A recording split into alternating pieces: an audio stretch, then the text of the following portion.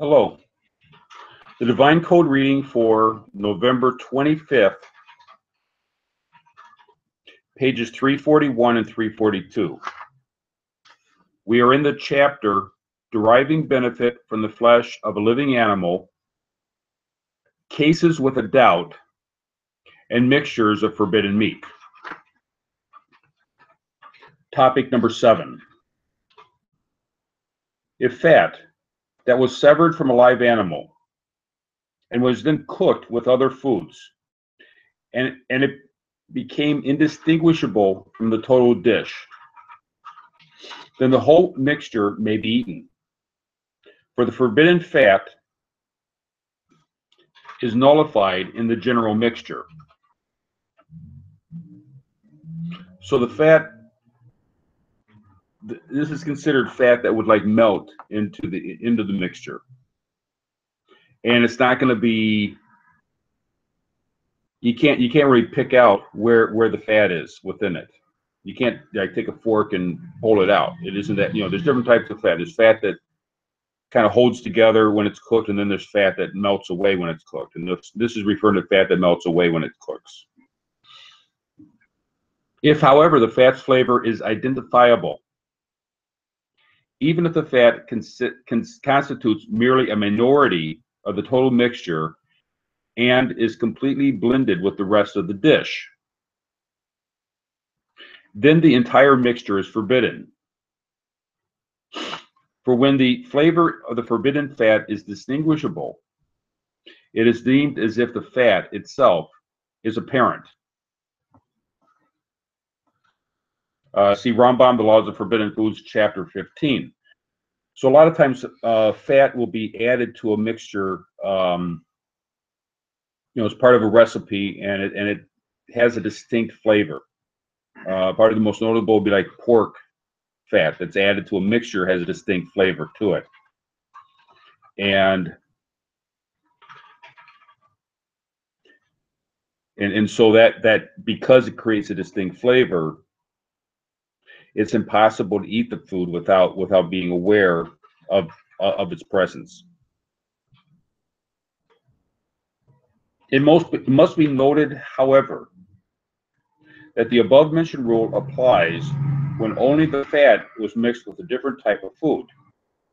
If, however, the forbidden fat was mixed with permissible fat, it has the same taste, then the majority of the food becomes the decisive factor. If the majority of the mixture is permitted food, then the mixture is permitted. If not, then it is forbidden. And that's also in the Laws of Rambam, The Laws of Forbidden Foods, chapter 15.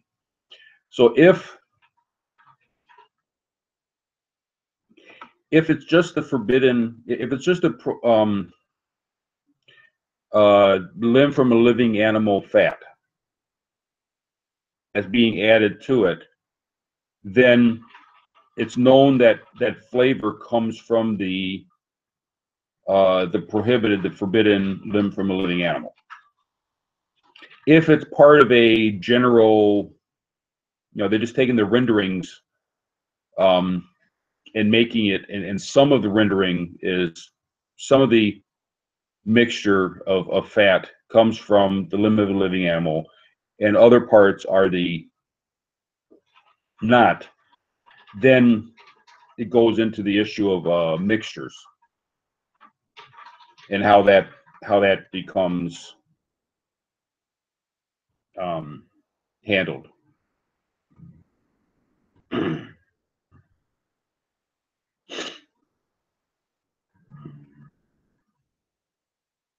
Topic number 8. A Gentile does not have a prohibition in cases of doubt.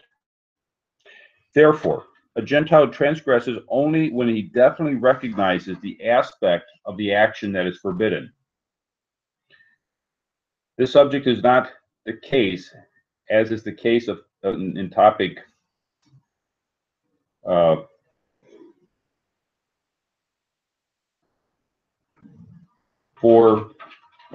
chapter 4, topic 2 in part 1.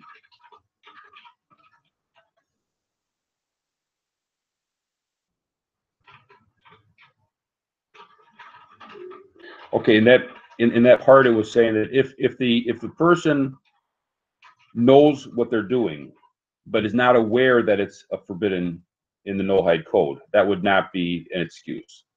But if the person knows it's forbidden in the no-hide code, but is not aware that the action he's doing is the forbidden action, if he's making the mistake, and what he thought it was permitted meat, it turns out that it's prohibited meat, he's not held liable because of that.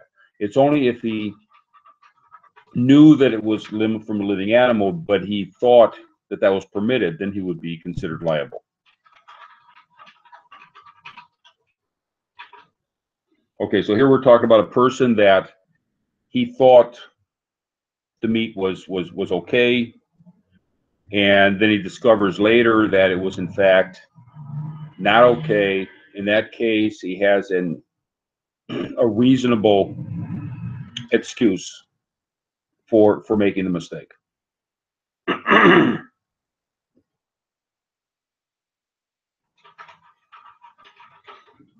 An example would be a case where a boy and his maternal sister were separated from each other as children.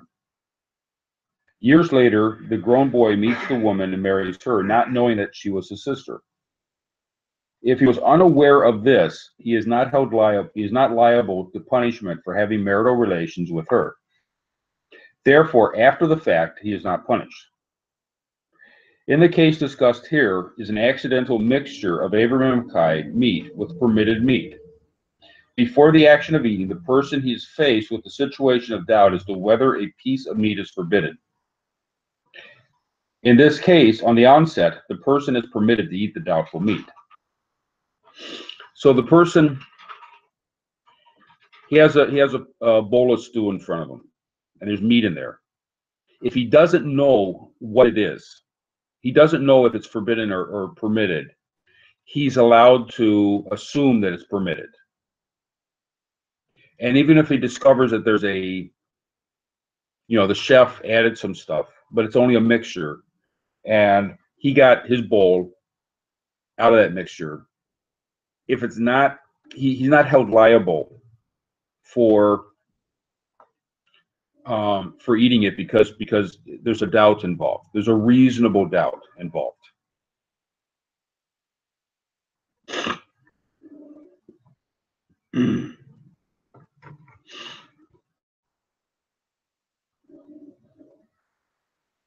So, for example,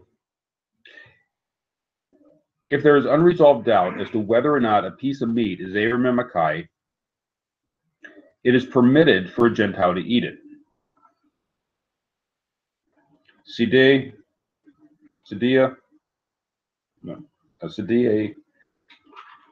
Kemed, Maharat, Gimel, Fiat Hadasha, 6:3.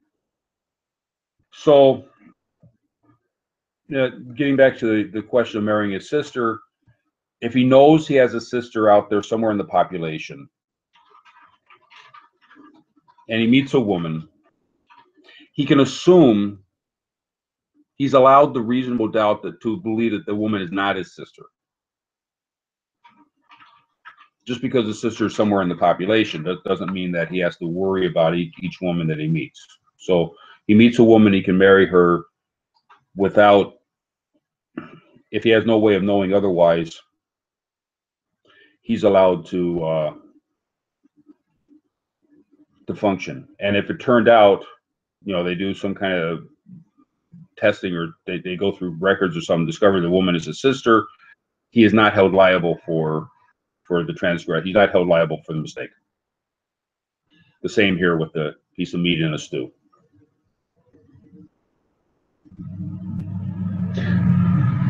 Topic number 9. If a piece of Abrahamic meat accidentally became mixed with a piece of permitted meat, and it is impossible to distinguish the forbidden piece, then there is a doubt regarding each piece as to whether it is permitted or forbidden.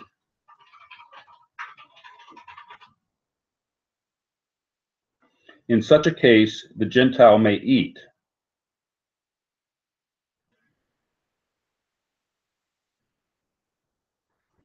any doubtful piece from the mixture.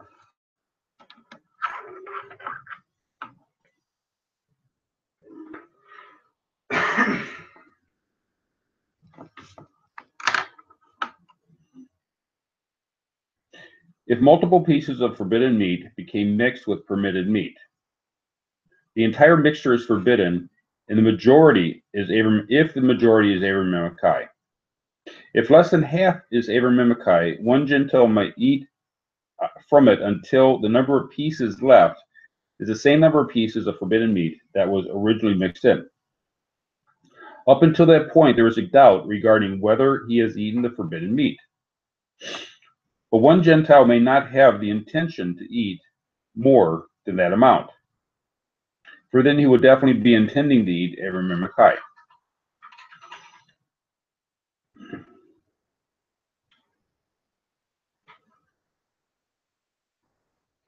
So if there's a stew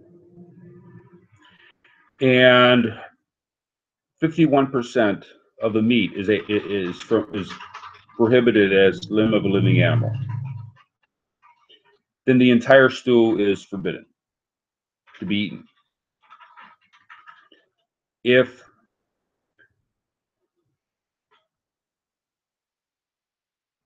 49% of the meat in the stew is Abrahamic, or less than 49%, then the non-Jew can eat up. He can think to. Apparently, intention is important at this point. He can say that he's going to eat, the 49% of the stew, the portion of the stew that is known to be okay. I'm sorry, he can eat the 50%. That way, he knows he's not eating any portion of the meat that is forbidden, because there's doubt. I mean, he probably is eating the meat, but there's doubt. But he cannot think in his head, or definitely actually eat more than the amount that is considered proper within because in that case he would be definitely going in. There would no longer be a question of doubt of of the amount that he's eaten. Up to the amount that we know that is permitted, they can be said as a question of doubt, and therefore he's allowed to eat it because the Gentile is allowed to eat in questions of doubt.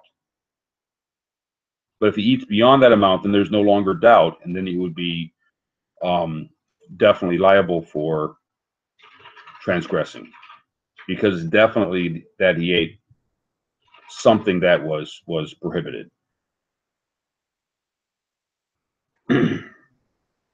Nevertheless, one Gentile may not consume the entire mixture, for then he is definitely consuming forbidden food. The mixture may, however, be divided among two Gentiles, and each one is permitted to eat his share of the mixture.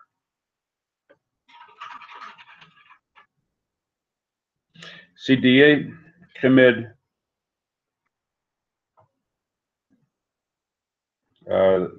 that was before in 6.3. See also pre-Megiddo Introduction to Orachaim.